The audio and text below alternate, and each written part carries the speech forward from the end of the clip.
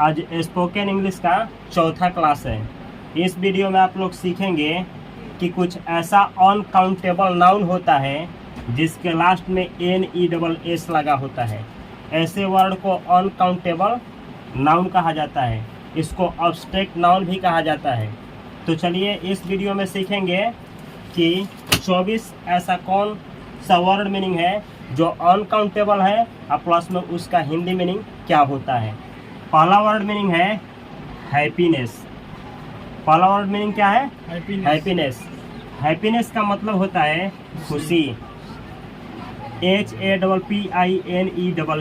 Happiness का मतलब होता है खुशी। जैसे हम लोग बोलते हैं कि खुशी क्या है, खुशी क्या है, तो खुशी को इंग्लिश में क्या बोला जाता है? हैप्पीनेस। जैसे सेंटेंस में बनाना हो कि खुशी क्या है तो इंग्लिश में बोला जाएगा what is happiness. What is happiness, खुशी क्या है। अगला वर्ड मीनिंग है सैडनेस। SADNESS। सैडनेस का मतलब होता है उदासी। सैडनेस का मतलब क्या होता है? उदासी। जैसे सेंटेंस बनाना हो कि उदासी क्या है तो इंग्लिश में बोला जाएगा व्हाट इज सैडनेस, उदासी क्या है। अगला वर्ड मीनिंग है वीकनेस। Weakness WEAKNESS। वीकनेस का मतलब होता है कमजोरी। वीकनेस का मतलब क्या होता है? कमजोरी। जैसे जब भी आप लोग कहीं जॉब के लिए जाएंगे लोग तो पूछा जाएगा आपका वीकनेस क्या है। आपका वीकनेस क्या है मतलब आपका कमजोरी क्या है। तो वीकनेस का मतलब क्या होता है? कमजोरी। हर एक आदमी का एक कम से कम वीकनेस होता है और कम से कम एक क्या होता है? स्ट्रेंथ होता है। तो वीकनेस का मतलब क्या होता है? कमजोरी। अगला वर्ड मीनिंग है काइंडनेस। Kindness KINDNESS। काइंडनेस का मतलब होता है दया। जो आदमी के अंदर एक दया होता है उसी को इंग्लिश में क्या बोला जाता है? काइंडनेस। काइंडनेस का मतलब होता है दया। अगला वर्ड मीनिंग है जेंटलनेस। Gentleness GENTLENESS। जेंटलनेस का मतलब क्या होता है? नरमी। जो आदमी नरम होता है उसमें नरमी होता है। मतलब जो आदमी ईमानदार होता है, जो जेंटल होता है, उसके अंदर क्या होता है? नरमी होती है। तो उसी नरमी को इंग्लिश में क्या बोला जाता है? जेंटलनेस। ये किन लोगों में पाया जाता है? उन लोगों में जो जेंटल होते हैं। ठीक है। अगला वर्ड मीनिंग है पोलाइटनेस। Politeness POLITENESS। पोलाइटनेस का मतलब क्या होता है? शिष्टता। पोलाइटनेस यानी शिष्टता। जो लोग शिष्ट होते हैं उनमें क्या पाया जाता है? शिष्टता। इंग्लिश में बोला जाता है शिष्टता को पोलाइटनेस। पोलाइटनेस। अगला वर्ड मीनिंग है रूडनेस। Rudeness RUDENESS। रूडनेस का मतलब होता है अभद्रता। रूडनेस यानी अभद्रता। जो व्यक्ति रूड व्यवहार करता है, रूड का मतलब क्या? कठोर व्यवहार करता है, उसमें क्या पाया जाता है? रूडनेस। उसमें पाया जाता है रूडनेस। रूडनेस का मतलब क्या होता है? अभद्रता। मतलब उसके अंदर है ये समझदारी नहीं है कि किसके साथ कैसे व्यवहार किया जाता है।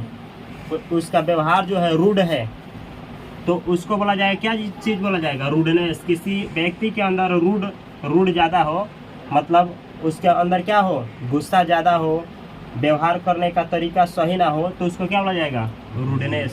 रूडनेस यानी अभद्रता। समझ में आया है ना? अगला वर्ड मीनिंग है हेवीनेस। HEAVINESS। हेवीनेस का मतलब होता है भारी। हेवीनेस का मतलब क्या होता है? भारी। जैसे ये मार्कर है तो इसका कुछ ना कुछ वजन होगा। ठीक है। तो जो इसका वजन होगा, जो भारीपन होगा, उसी भारीपन को इंग्लिश में क्या बोला जाता है? हेवीनेस। हेवीनेस यानी भारी, यानी उसका वेट, वजन। ठीक है। जो हम लोग क्या करते हैं? महसूस करते हैं, उसी को बोला जाता है हेवीनेस। इन सभी वर्डों का यूज महसूस करने के सेंस में किया जाता है, ये महसूस होने के सेंस में किया जाता है। अगला वर्ड मीनिंग है लाइटनेस। LIGHTNESS। लाइटनेस का हिंदी होता है हल्कापन। जैसे कोई वस्तु हम लोग उठाते हैं तो क्या होता है, हल्का महसूस होता है ना, हल्कापन। तो वो जो फीलिंग है हल्कापन का, उसको अंग्रेजी में क्या बोला जाता है, लाइटनेस। और वो जो फीलिंग है भारीपन का, उसको इंग्लिश में क्या बोला जाता है, हेवीनेस। अगर भारीपन का फीलिंग होगा तो हम लोग अंग्रेजी में बोलेंगे हेवीनेस। अगर हल्कापन का फीलिंग होगा तो हम लोग बोलेंगे लाइटनेस। अगला वर्ड मीनिंग है लोनलीनेस। Loneliness, LONELINESS। लोनलीनेस का मतलब होता है अकेलापन। LONE, लोन का केवल मतलब होता है अकेला, और लोनलीनेस का मतलब होता है अकेलापन। लोनलीनेस यानी अकेलापन। जो आदमी के अंदर महसूस होता है अकेलापन, कोई आदमी अकेला हो तो उसको क्या महसूस होता है, अकेलापन जो महसूस होता है, उसी को इंग्लिश में क्या बोला जाता है, लोनलीनेस। क्या बोला जाता है, लोनलीनेस। लोनलीनेस का मतलब होता है अकेलापन। अगला वर्ड मीनिंग है टुगेदरनेस। क्या चीज, टुगेदरनेस। TOGETHERNESS। टुगेदरनेस का मतलब क्या होता है, साथी। टुगेदर का मतलब होता है एक साथ, और टुगेदरनेस यानी साथी। एक साथ रहने पे जो एक साथ का भाव जो महसूस होता है, उसी फीलिंग को बोला जाता है क्या चीज, इंग्लिश में टुगेदरनेस, जिसको हिंदी में बोला जाता है साथी। अगला वर्ड मीनिंग है ओपेननेस। ओपेननेस, OPENNESS। ओपेननेस का मतलब होता है खुलापन। जैसे कोई आदमी खुला हो, खुला होने का मतलब क्या, कोई आदमी अपने विचार से खुला हो, तो जो उसका खुलापन का क्या होता है, फीलिंग होता है, उसी को इंग्लिश में क्या बोला जाता है, ओपेननेस। ओपेननेस यानी खुलापन। याद रहे कि इन सभी वर्डों का यूज फीलिंग, इमोशन के सेंस में किया जाता है। मतलब फीलिंग बतलाना हो या जानना हो, या इमोशन जानना हो या बताना हो, तो इन सभी वर्डों का यूज किया जाता है। अगला वर्ड मीनिंग है क्लोजनेस। CLOSENESS। क्लोजनेस का मतलब क्या होता है, क्लोजनेस का मतलब होता है निकटता। जैसे दो लोग क्या हो, क्लोज हो, तो क्लोज होने पे जो फीलिंग होगा, उसी फीलिंग को इंग्लिश में क्या बोला जाएगा, क्लोजनेस। क्लोजनेस, क्लोजनेस का मतलब होता है निकटता। ठीक है, समझ में आया है ना। अगला वर्ड मीनिंग है फ्रेशनेस। Freshness, FRESHNESS। फ्रेशनेस का हिंदी मीनिंग होता है ताजगी। जैसे हम लोग सुबह में उठते हैं तो साफ सफाई होने के बाद से क्या फीलिंग होता है, ताजगीपन का जो महसूस होता है, जो फीलिंग आता है, उसी फीलिंग को अंग्रेजी में बोला जाता है फ्रेशनेस। जो फ्रेश होने के बाद जो महसूस होता है, उसी को इंग्लिश में क्या कहा जाता है, फ्रेशनेस। अगला वर्ड मीनिंग है वार्मनेस। WARMNESS। वार्मनेस का मतलब होता है गर्मी। जो गर्मी से हम लोगों को फीलिंग होता है, एक गर्मीपन का फीलिंग होता है ना, तो उसी गर्मीपन को इंग्लिश में क्या बोला जाता है, वार्मनेस। वार्मनेस का मतलब होता है गर्मी। गर्मी में कौन गर्मी, वो गर्मी जो हम लोग फील करते हैं। क्या, अगला वर्ड मीनिंग है कूलनेस। कूल का मतलब होता है ठंडा। कूलनेस, कूलनेस का हिंदी मीनिंग होता है ठंडक। जो ठंडा से हम लोगों को फीलिंग आता है ठंडापन का, उसी को इंग्लिश में क्या बोला जाता है, कूलनेस। कूलनेस, जैसे बर्फ लिया जाएगा तो क्या होगा, ठंडा फील होगा ना, तो वो जो ठंडक फील होगा, उसी फीलिंग को क्या अंग्रेजी में बोला जाता है, कूलनेस। कूलनेस यानी ठंडक। अगला वर्ड मीनिंग है कामनेस। इसमें एल का प्रोनाउंसिएशन नहीं किया जाता है, इसको पढ़ा जाता है कामनेस। CALMNESS।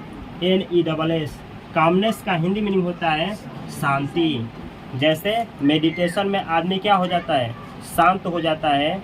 जैसे अंदर की आवाज़ों को और बाहर की आवाज़ों को वो क्या करता है, सुनना बंद कर देता है, उसी को अंग्रेजी में क्या बोला जाता है, कामनेस। कामनेस यानी शांति। कामनेस का मतलब होता है शांति। अगला वर्ड मीनिंग है क्वाइटनेस। QUIETNESS। क्वाइटनेस का हिंदी मीनिंग होता है शांति। क्वाइटनेस का हिंदी मीनिंग होता है शांति। शांति में वह शांति जो बाहर शांति हो, अंदर नहीं। जैसे बाहर पंखा ना चले, बाहर कहीं से वॉइस ना मिले, तो वो जो बाहर का शांति होता है, उस शांति को इंग्लिश में क्या बोला जाता है? क्वाइटनेस। क्वाइटनेस का मतलब होता है शांति। और कहीं ना कहीं मानव जीवन में कामनेस और क्वाइटनेस दोनों की जरूरत है। अगला वर्ड मीनिंग है क्लीनलीनेस। क्लीनलीनेस, CLEANLINESS,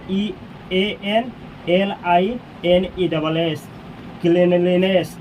क्लीनलीनेस का मतलब होता है स्वच्छता। कहीं साफ सफाई करने पे जो साफ सफाई दिखाई देता है, उसी इमोशन को, उसी फीलिंग को इंग्लिश में क्या कहा जाता है? क्लीनलीनेस। समझ में आया? अगला वर्ड मीनिंग है केयरफुलनेस। CAREFULNESS। केयरफुलनेस का मतलब होता है सावधानी। जैसे केयरफुल का मतलब क्या होता है? सावधान। जैसे बोला जाए कि ट्रेन आ रही है, केयरफुल हो जाइए, इसका मतलब क्या? सावधान हो जाइए। कोई जानवर आ रहा है, केयरफुल हो जाइए, इसका मतलब क्या? सावधान हो जाइए। कोई मुसीबत आ रहा है, केयरफुल हो जाइए, इसका मतलब क्या? सावधान हो जाइए। तो सावधान होने पे जो फीलिंग आता है अंदर से, सावधानीपन का, कि हम क्या हो गए हैं? सावधान हो गए हैं, उसी को इंग्लिश में क्या कहा जाता है? केयरफुलनेस। केयरफुलनेस यानी सावधानी। समझ में आया है ना? अगला वर्ड मीनिंग है फॉरगिवनेस। Forgiveness, FORGIVENESS। फॉरगिवनेस का मतलब होता है क्षमा। फॉरगिव का मतलब होता है क्षमा करना। फॉरगिव का मतलब क्या होता है? क्षमा करना। कोई व्यक्ति गलती किया है और उसको क्षमा कर दिया जाए तो इंग्लिश में बोला जाता है फॉरगिव। और वो जो क्षमापन का भावना होता है, जो फीलिंग होता है अंदर से, उस फीलिंग को, उस इमोशन को क्या कहा जाता है? फॉरगिवनेस। समझ में आया? इसको क्या बोला जाता है? फॉरगिवनेस। फॉरगिवनेस का मतलब क्या होता है? क्षमा। अगला वर्ड मीनिंग है फेयरनेस। Fairness, FAIRNESS। फेयरनेस का मतलब होता है न्यायपूर्णता। फेयर का मतलब होता है फेयर। फेयर का मतलब होता है न्याय। फेयर का मतलब क्या होता है? न्याय। जैसे दो लोग मारपीट कर दिए, ठीक है, और हम तीसरा उसमें एंट्री लिए और हम उसको क्या किए? सल्टाए। तो सल्टाने के बाद से हम क्या करेंगे? निर्णय लेंगे कि किस में गलती है और किस में गलती नहीं है। तो ये डिसाइड करेंगे कि किस में गलती है और किस में गलती नहीं है, तो इसको बोला जाएगा फेयर जजमेंट। फेयर जजमेंट का मतलब क्या? एकदम दोनों को परखा गया है और सही जजमेंट किया गया है। अगर बोला जाए फेयरनेस तो इसका मतलब क्या होता है? न्यायपूर्णता। मतलब इसमें एक का सपोर्ट नहीं लिया गया है, दोनों पक्षों को अच्छा से देखा गया है और सही निर्णय किया गया है। जो गलती है उसको गलती ठहराया गया है और जो गलती नहीं है उसको गलती नहीं ठहराया गया है। इसको इंग्लिश में क्या बोला जाता है?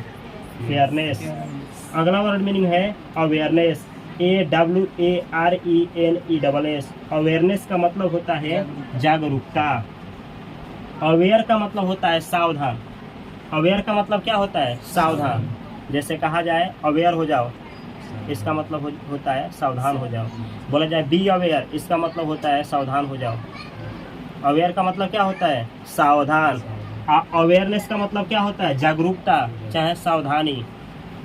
जो आदमी अपने जीवन में अवेयरनेस होता है, वो आदमी अपने जीवन में आगे बढ़ता है। जो आदमी अपने ज़िंदगी में अवेयरनेस होता है, वो बड़ी से बड़ी मौकाओं को भांप लेता है। भांपने का मतलब क्या? वो कोई भी मौका आया तो जान लेगा। क्यों? क्योंकि वो क्या है? अवेयर है, उसके पास अवेयरनेस है।